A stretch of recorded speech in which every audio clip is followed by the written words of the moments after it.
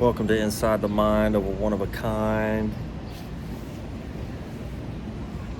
I've been listening to some very interesting podcast conversations, and I kind of want to tie it all together because it's giving me some perspective about what's taking place out in the world. It's a very charged state right now, I feel. And I'm not one to really watch the news or keep up with current affairs unless they're so large and looming that, it comes up in public conversation. And that's just kind of how I've chosen to let it come to me. It's like you're going to hear about, COVID lockdowns and, martial law and potential world wars, even if you're not watching the news and hour by hour. And the reason why I do that is to protect my peace and my sovereignty. Despite what may be going on in the world, it's every human, dare I say individual, every individual's responsibility to cultivate and maintain their own frequency, and that in alignment with the highest and greatest good of all. So I'm coming on here today to talk about a couple of conversations that are going on in the world. I've been following Danny Jones' podcast. Shout out to him for being an incredible interviewer and researcher and, truth seeker. Duncan Trussell, the interview with him, it was talking about going and seeing some antichrist billionaire summit or seminar or whatever, and hearing this guy Peter Trell, who's some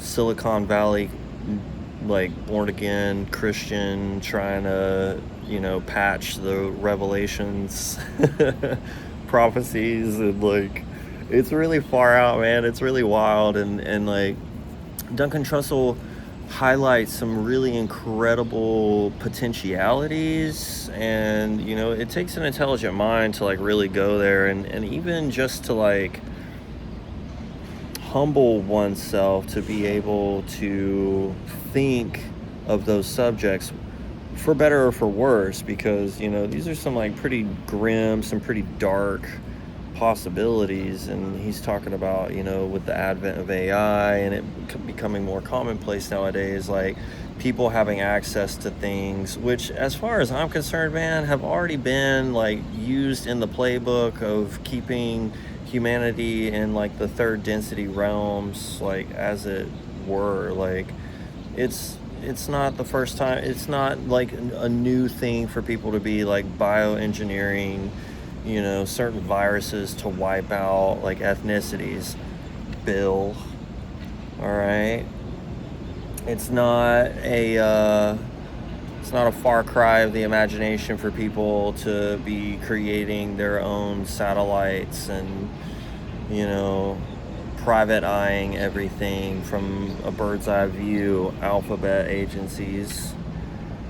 And it's even if people were to do those kinds of things, by their own accord and with their own resources and finances and such, you're still going to have these government agencies trying to crack down and regulate. I mean, Starnet, Elon, he's a privatized billionaire, with his own stream of satellites up in the sky. So it's already been done. I don't know why Duncan is talking and theorizing that these things aren't gonna happen or haven't happened already, and AI coming into the conversation is gonna suddenly change the game up.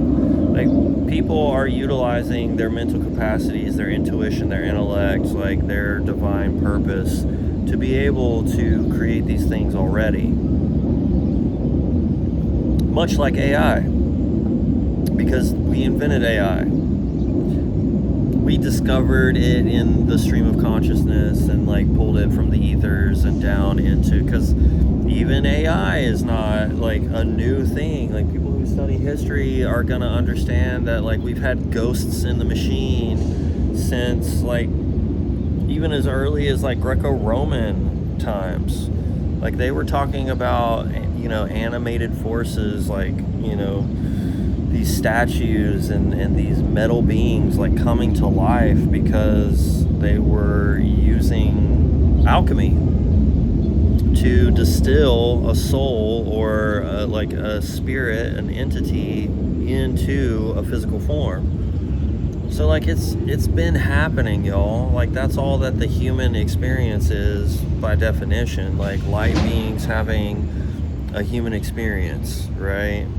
So it's just like trying to keep these things into context, and instead of like these really bleak, you know, grim possibilities of all the awful things that people can do with artificial intelligence, I'm more curious about like what will the future look like once we, you know, kind of escape the karmic wheel with these like Kali Yuga cycles and start to step into our divinity and our consciousness on a higher level, right? Because that's what the times are calling for. And collectively, it seems from all the psychics and channelers and people that I've been following, that on a collective level, like we have, the majority has agreed to step out of this karmic wheel where every few, you know, tens of thousands of years we go through some cataclysmic reset,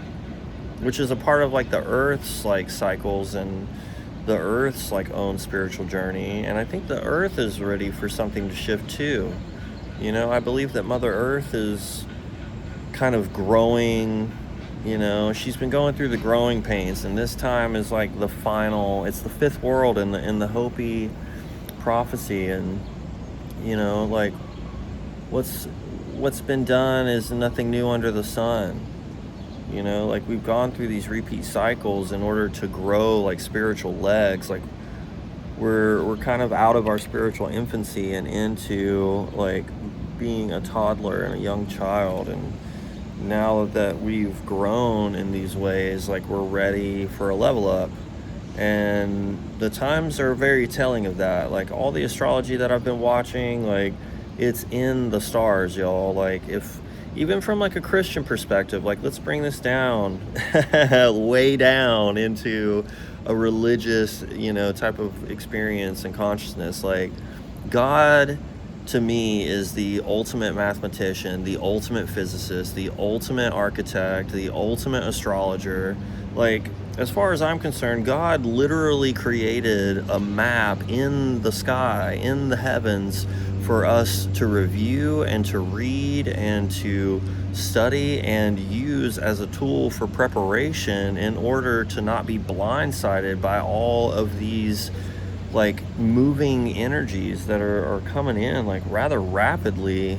And within a couple months time, man, because we're gonna have like 7 planetary bodies in Aries, like, you know, from essentially like the actual astrological new year, which begins in spring 2026. You know, February, March, April, May, like those months are going to be pivotal for the collective consciousness of humanity to like effectively light the fuse on the bomb that is our spiritual upgrade for the coming age of which, you know, we're already like transitioned into, of Aquarius.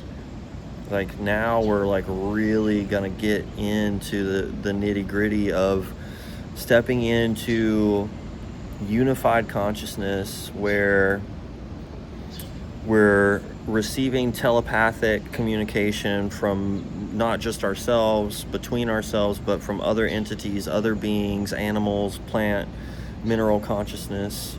We're going to be experiencing, you know, like effectively being able to tap the Akashic Records, as far as I'm concerned, which is no surprise why Metatron keeps coming up as like the heavenly scribe, right?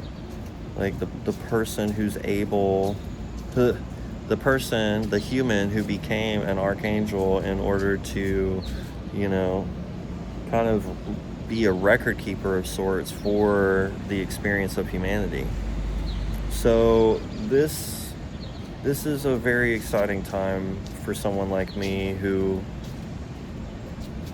subscribes to that kind of role, that kind of participation. Like, I too am a keeper of records. You know, it's like very Thoth Atlantean type energy and vibe.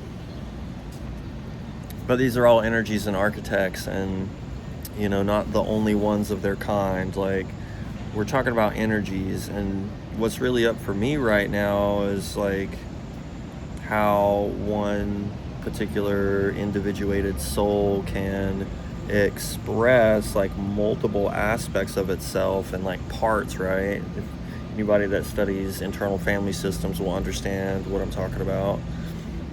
The parts work. Like, we're so quick to externalize and forfeit our spiritual responsibility for our own soul and chalk it up to demons and angels and gods and goddesses. And like, what if it all truly is us? And like, yes, like we are experiencing like these separated entities, but really from like a non-dualistic perspective, and, you know, quite honestly, like a Buddhist and Taoist perspective, like it's all one, right? So here we are, like experiencing life like through this separated, unique lens that is like our ego, our self, but then, you know, understanding that it's not like people are out here getting possessed by angels and demons so much as they are tapping into a frequency and a consciousness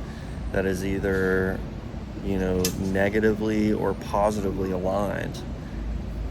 So that's a huge like exploration that I'm having right now, which is pretty exciting, pretty interesting to consider. And you know, there's certain influences and like people I've been studying. Shout out to Bashar, which, you know, like that stuff is far out, man. Like, I'm super into channeling, you know, spirits and entities and people from future and past timelines, but, you know, gotta keep a healthy amount of skepticism and perspective with regards to all of that, because even the channeler themselves can have ego, can, you know, be performative and entertaining in, you know, a myriad of ways, and all for the purpose of what? Like seeking attention, gaining attention. But the proof is in the pudding, and, you know, the truth like shows itself over time. And like these kinds of people sharing these kinds of messages, like they don't seem to be worried about, you know, the us growing into the Aquarian age. They understand what's taking place. Like, secrets are not really going to be very viable anymore unless it's to like enliven and, you know, from a place of surprise for like the benefit of someone else's experience.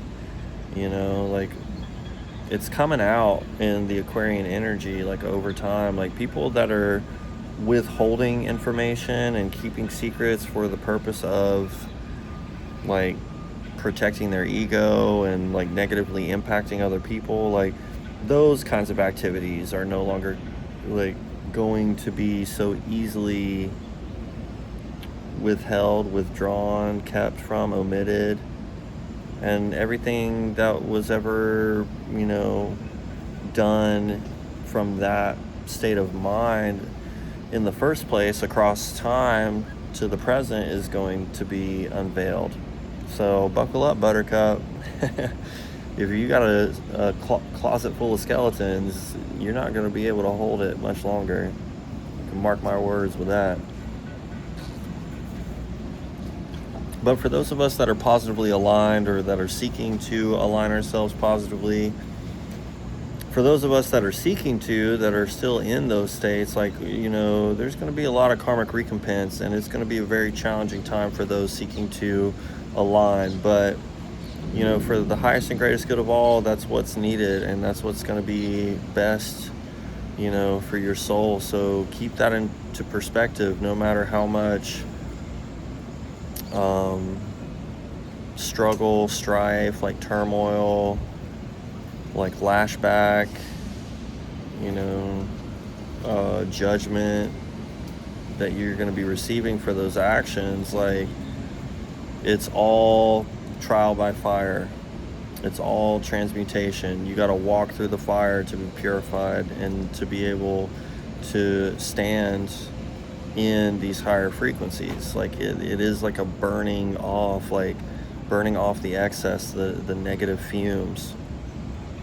So it's going to be easier for some than others during this time. And so many people are like, oh, these transitions, it's so awful, so crazy. Oh, it's just like I'm all over the place. And, for people like myself, it's like, yeah, we're still going through things, but at the same time, like, I'm not necessarily coasting on autopilot. I'm just like taking it as it comes and riding the wave as best as I can. And if I fall off the board, like, I'm going to get back up, I'm just going to get back up, because I have the strength to do that, because I've been developing the spiritual muscle.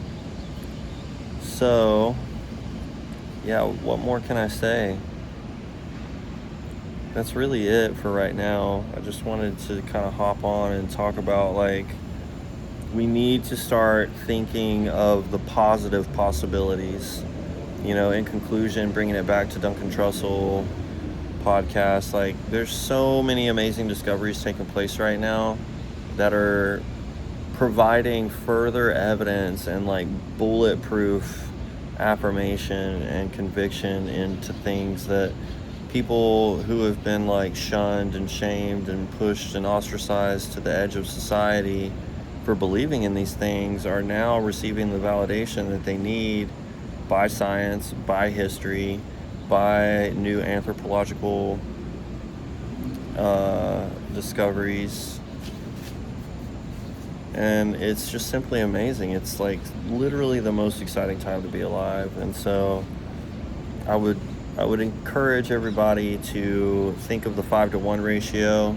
For every one negative thought or feeling or sensation, experience, like, express gratitude for 5 things that have positively impacted you, and that will tend to shift your consciousness out of, like, a negatively attuned experience. And then from that space, you'll have more room to actually call in more of what you want, manifesting things that are very unlikely and seemingly insignificant, but when it happens and you catch it and witness it in the moment, is just like the most joyous, like, affirmation and celebration of, like, the potential that we have as human beings.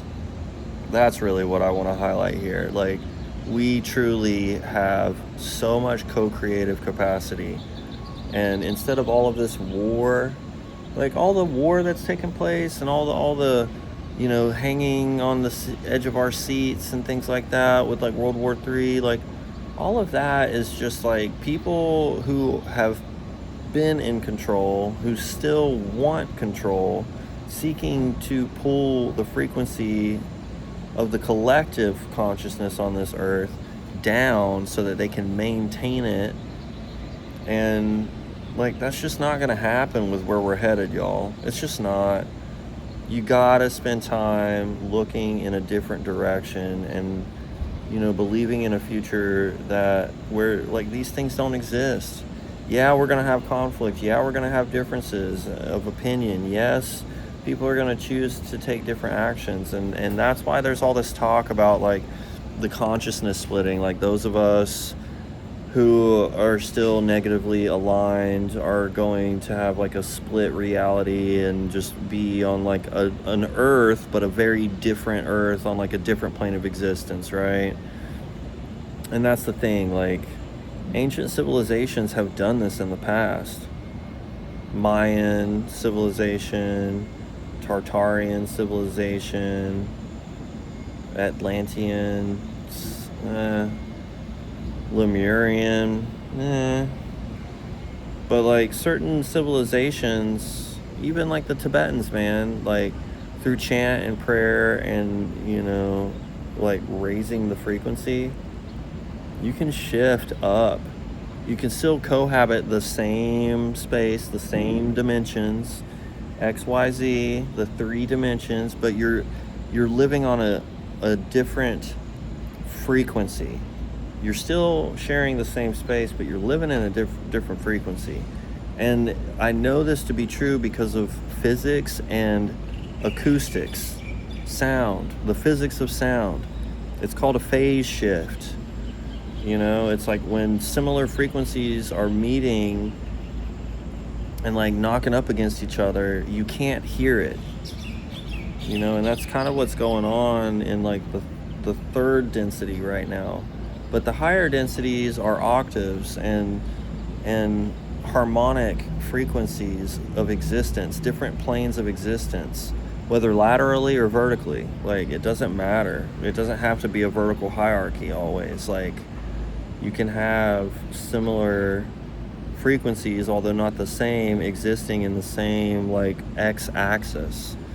And, you know, that's been a really big perspective shift, because instead of thinking about like stories of a building, it's more like pages of a book. And it's like no one page is better than the other. It's just a different page, and you can flip through it as frequently as you like, and you can go back and read pages you've already read, or you can read new pages as much as you like. And, you know, it's not always like left to right, like past and future. It's not linear like that. It's cyclical in nature. And, you know, people are discovering things all the time. Like, we are not the most advanced civilization that's ever existed on this planet.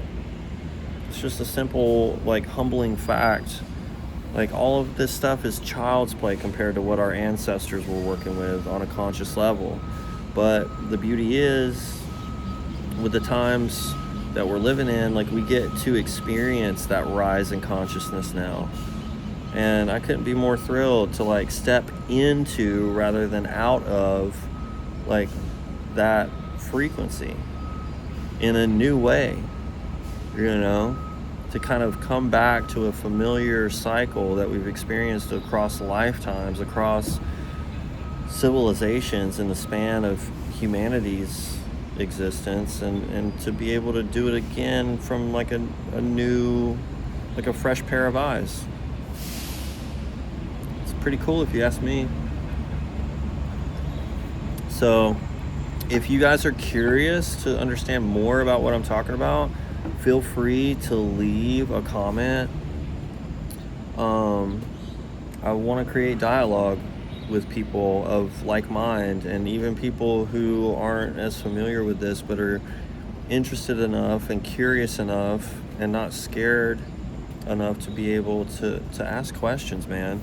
Because that's the thing, like, my mission is creating a safe space for people to be more curious. And it's not about right or wrong. It's like, oh, it's just a different perspective. And, you know, previously I thought it was this way, but now that I have more information and more understanding, I can actually shift my perspective on something that I was previously certain of. That's all I've been doing all my life. And it served me very well, you know. I'm somebody who can admit to when I you know, misperceived something, when I didn't have all the details, you know, and it makes a lot more room for a lot more creative expression of what life has to offer, which is why I get to experience some of the things now that I would have never imagined I could ever be experiencing, which I'm truly grateful for. Because it's like, even when you think you've got life figured out, like, Spirit has a way of throwing surprises at you and like little, you know, positive curveballs here and there. So keep the faith, quit trying to patch reality, and quit trying to hijack other people's frequencies. Like, stay in your lane and be grateful for what you've got so that you can actually receive more of it. And, you know, get curious. invite that childlike curiosity back into your life, and heal some of that inner child wounding around being dumb or stupid for asking questions, or not in the know with all. It's time to let go of the vague posting, y'all. Smooches.